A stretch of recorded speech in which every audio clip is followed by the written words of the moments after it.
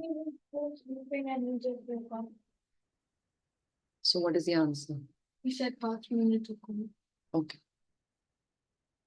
5 minutes. Anyways, it'll happen after I'm done. With specs, without specs.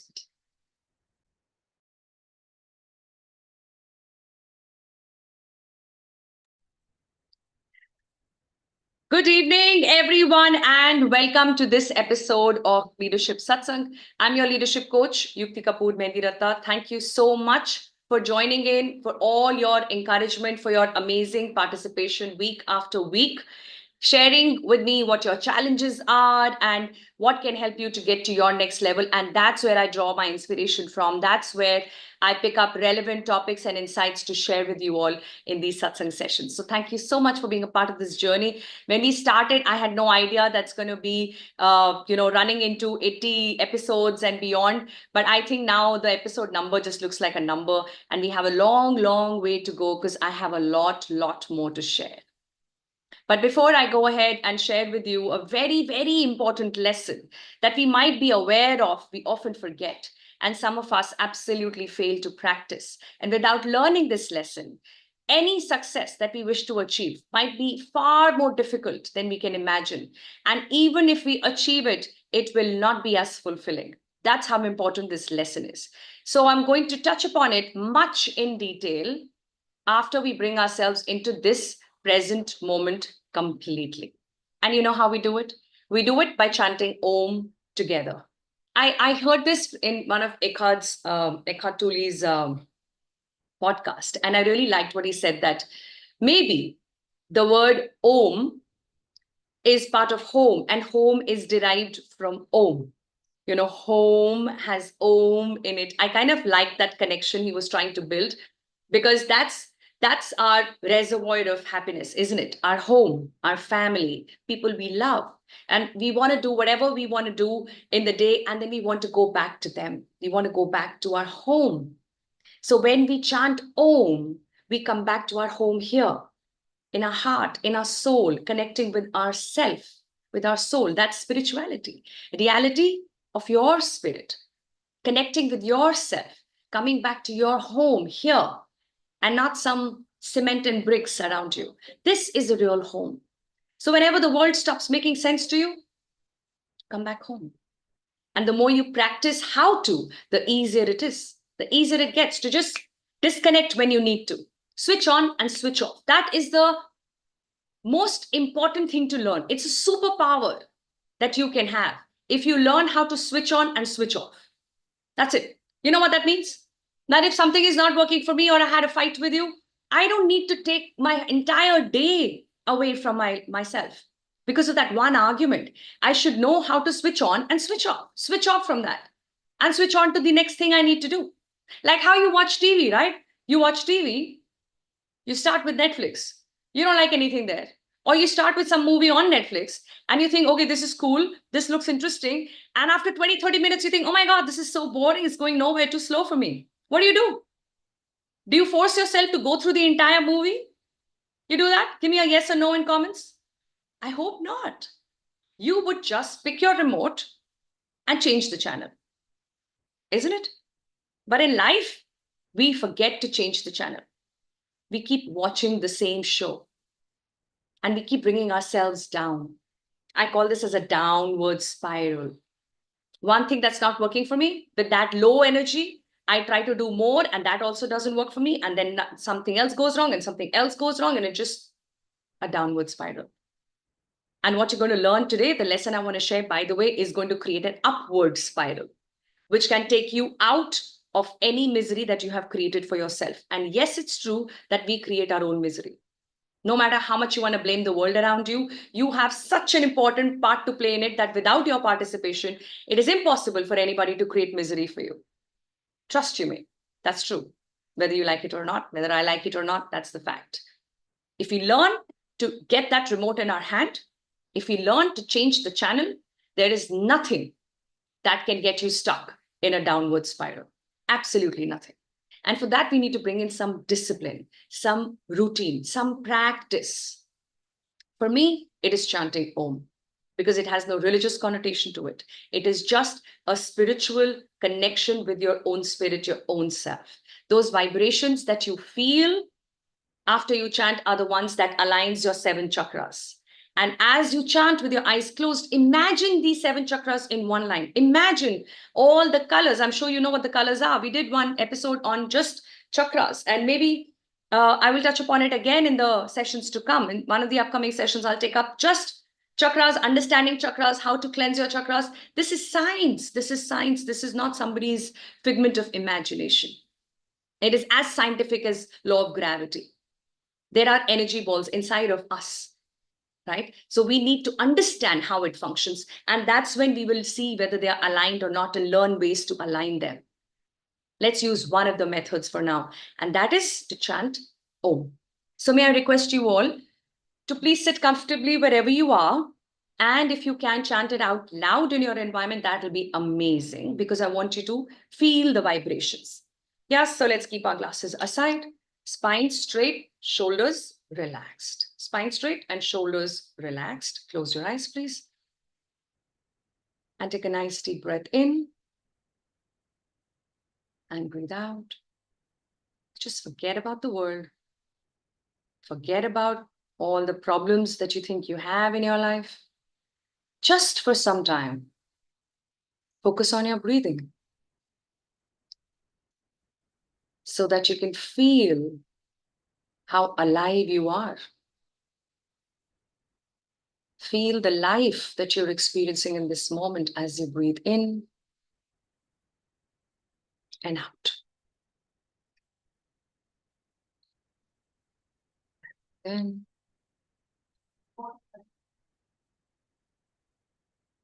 and out. And with the next breath, we will chant Om 5 times. I will keep the count for you. Let's prepare and take another deep breath in.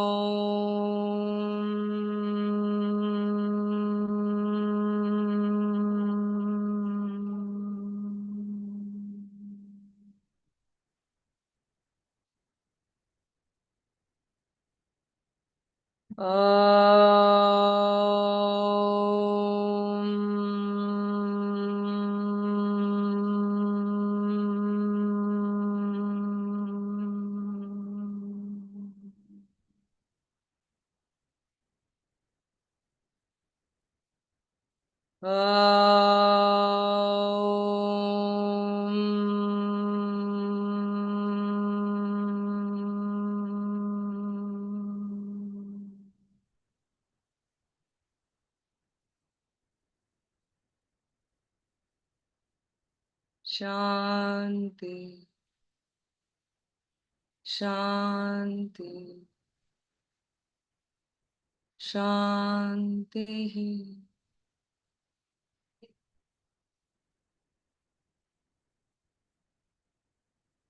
And whenever you're ready, rub your palms together and gently place them on your eyes. And face your ears, your neck, your shoulders, your entire body, and slowly come back.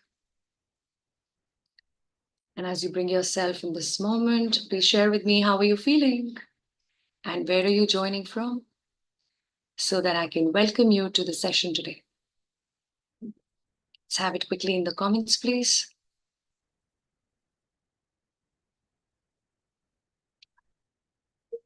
So good to see you here, Chida.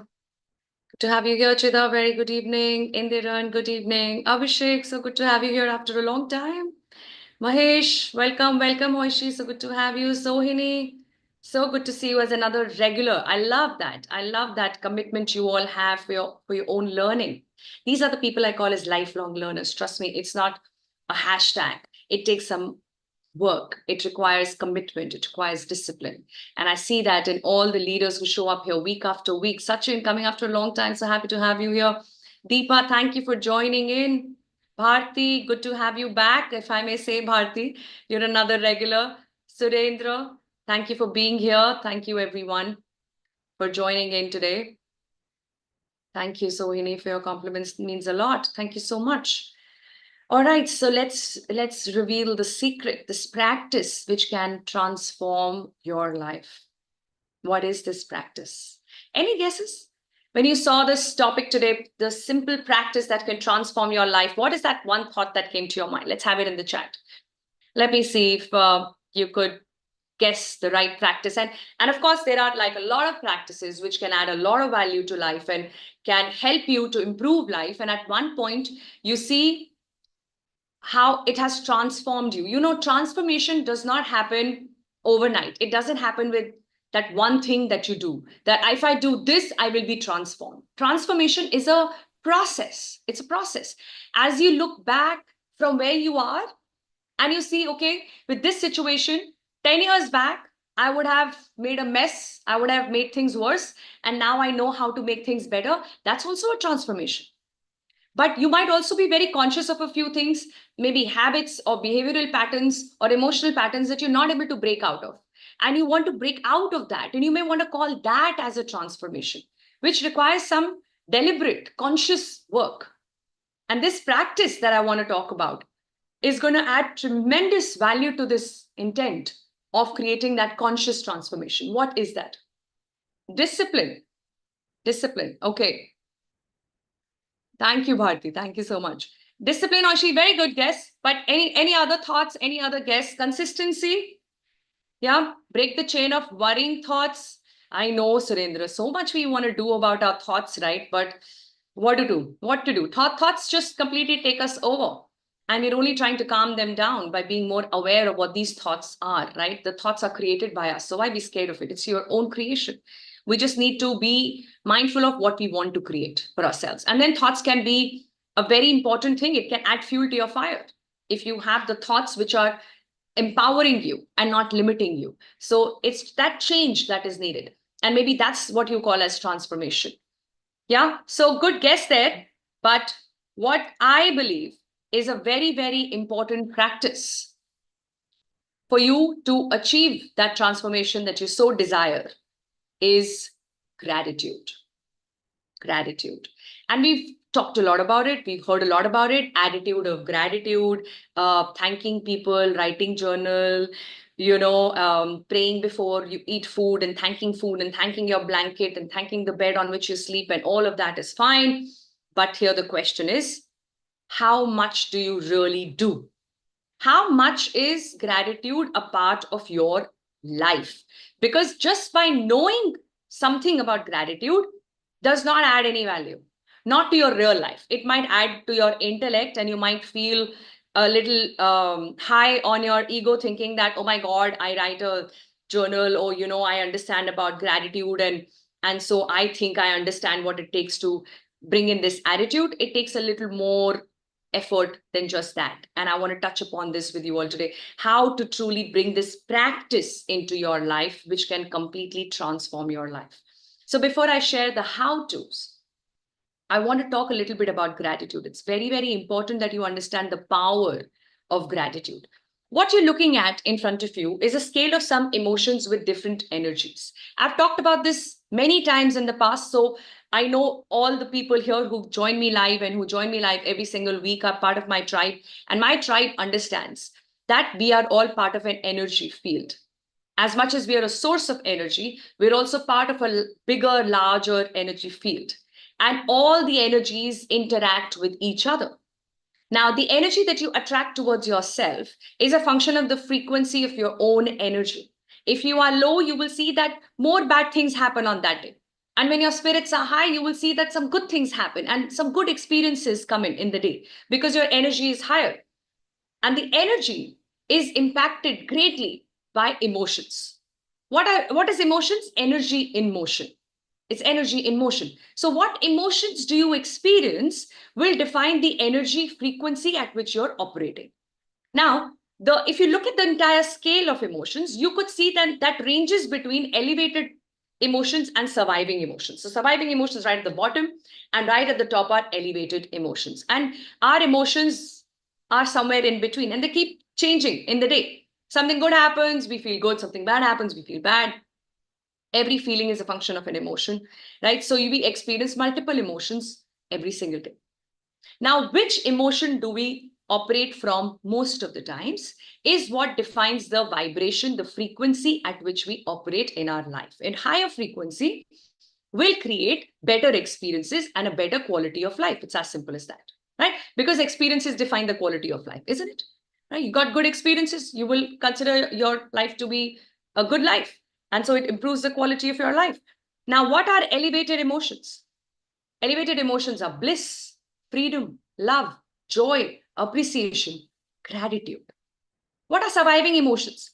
Surviving emotions are lust, pain, victimization, why me, poor me, suffering, which is prolonged pain. You've gone through pain and you keep dragging that pain and you make it into a suffering for yourself, right? So that's suffering, shame, guilt, fear, anger.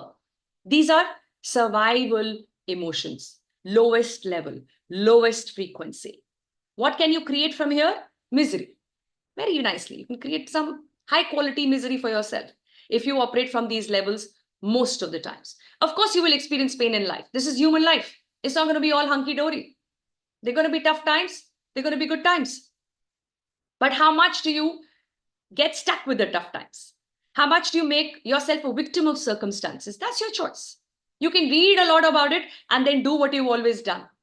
And then you get the results that you've always got, whether you like it or not. That's how it is, right? So what do you need to do is to catch yourself and be more aware of which emotion do you operate from. The good news is that you can, in fact, choose to operate from elevated emotions. It's a choice. And if you really have to choose, I would encourage you to choose gratitude. And gratitude, by the way, works very closely with forgiveness and appreciation. They both come together and are beautiful subsets of gratitude. It comes in as a package, right? When you bring in a sense of gratitude, you're able to forgive people when they fail to deliver up to your expectations. When you bring in that sense of gratitude, that attitude of gratitude, you're able to appreciate what you have. Not what you have more than other people, but just what you have.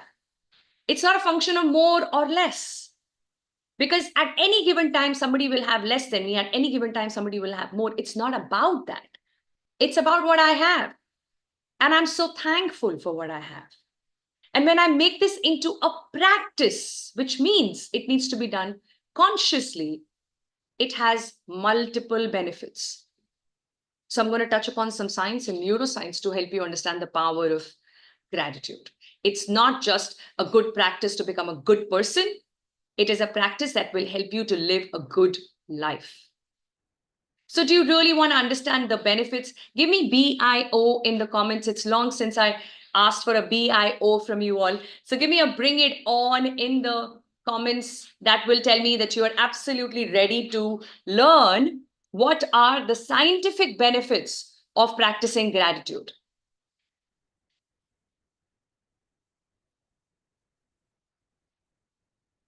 Thank you. Thank you for your response. Fantastic. So looks like you are ready for it.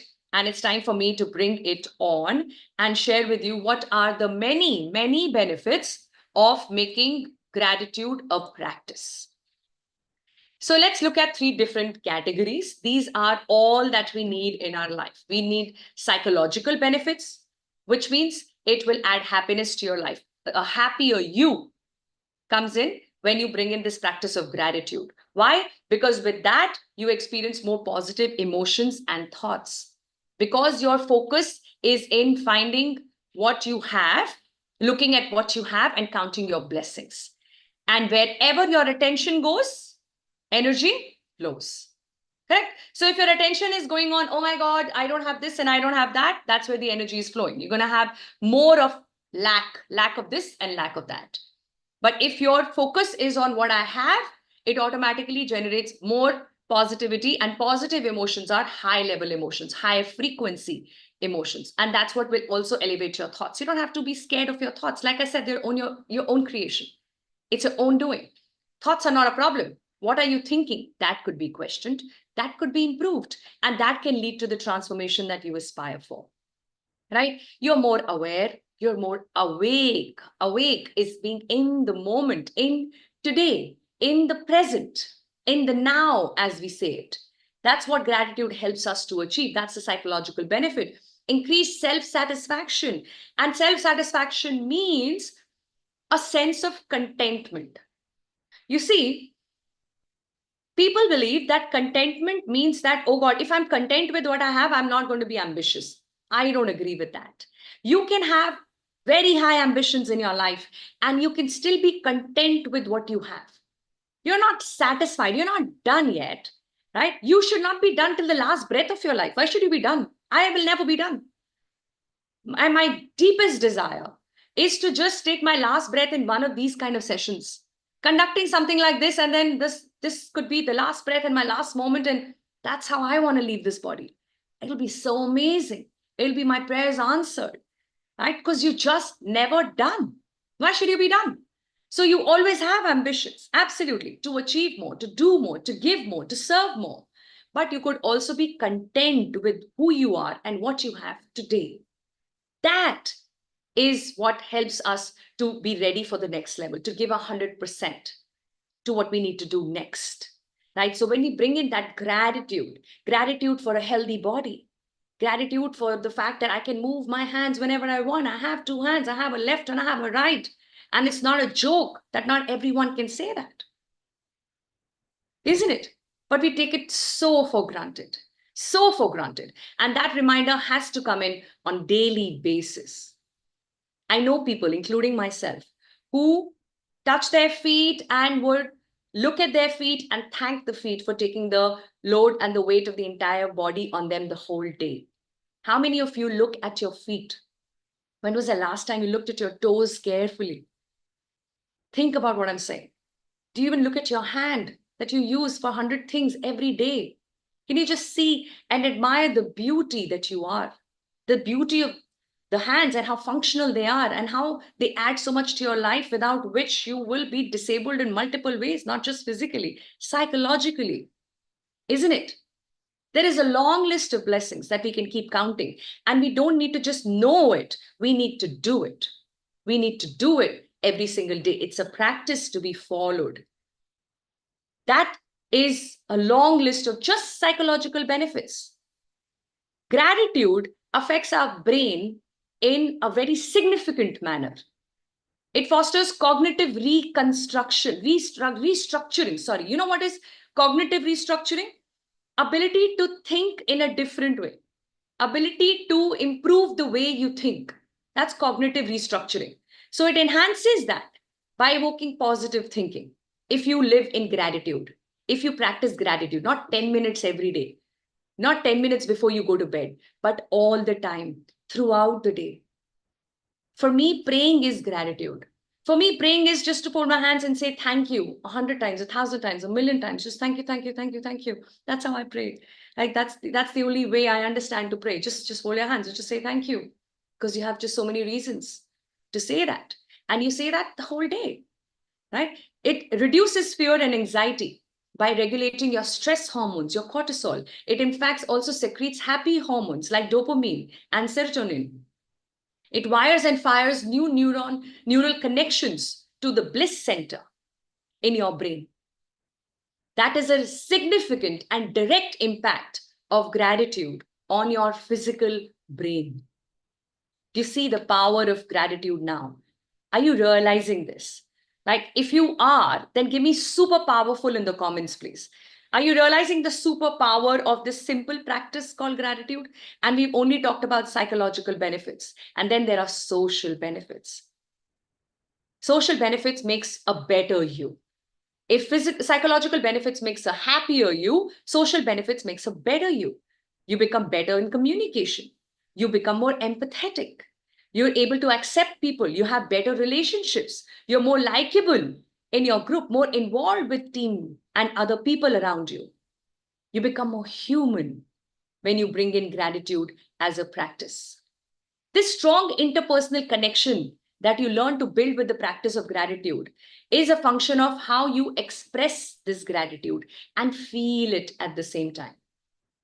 Perceiving social support and likability because you express this gratitude towards people who come and support you in any way. Sometimes you can be thankful to people for learning what not to do.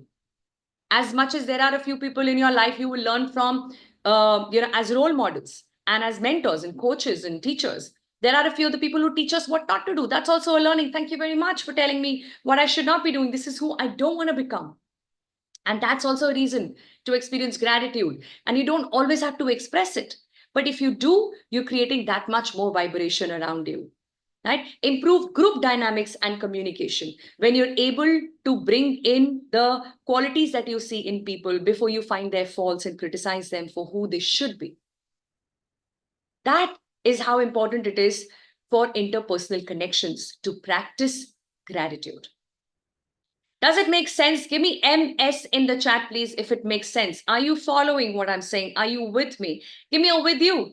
Give me a with you if you realize that it is the psychological benefits that I gain from this practice. It is the social benefits that I gain from this practice.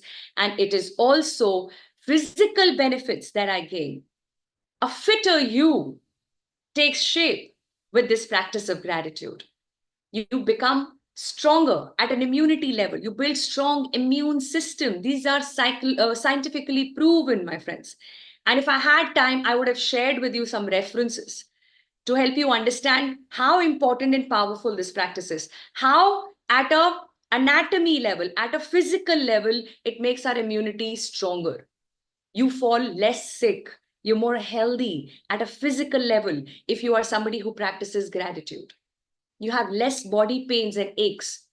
Your blood pressure problems will never happen. Your cardiac functioning will be perfect, will be healthy. Of course, there are other things that can affect, but you know why all these physical benefits can be enjoyed? It's simply because gratitude takes care of stress hormones. And stress hormones results in all these issues, whether it is lack of sleep or cardiac issues, blood pressure issues, body pain, all this is a function of stress and anxiety. And what gratitude does is helps you to manage this stress and anxiety. And when that is managed, not only by regulating cortisols, but also by secreting the neurotransmitters, the dopamine and the serotonin, that is what adds value to your overall health. That is what helps you to live a better life. I would love to hear from you in the comments now. Are you realizing the power of this simple practice? If you think this is super powerful, just say super powerful in the chat, please.